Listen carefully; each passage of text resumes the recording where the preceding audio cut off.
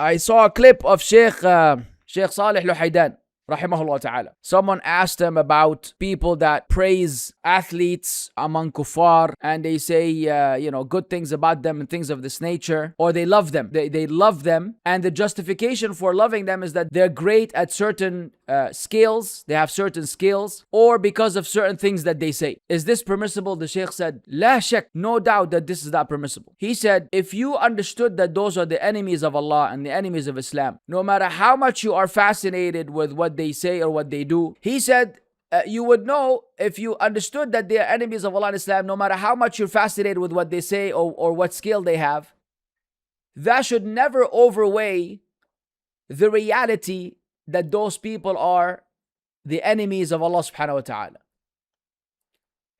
And then he quoted the ayah, وَلَن تَرْضَى عَنْكَ الْيَهُودُ وَلَا النَّصَارَى حَتَّى تَتَّبِعَ مِلَّتَهُم. Never ever will the Jews and the Christians be pleased with you until you follow their way. Then he said something that amazed me.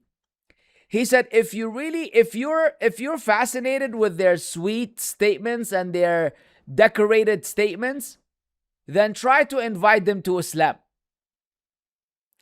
And then you will hear something completely different than what you have been fascinated with. And that is the truth. A lot of these people, you might think they're neutral because they're trying to maintain a public image. They're trying to amass followers. They're trying to captivate as many people as possible. But when pushed and when cornered, if they are to express their views about Islam, then you will hear things that you never expected. Then the true enmity towards Islam and Muslims will become clear to you. And all of these current events today, whether it's the World Cup or other than that, is a clear manifestation of this particular reality. That's why I remind myself and you, even if you appreciate a player, that should never lead to loving this player, provided that he is a non-Muslim. Then he should never ever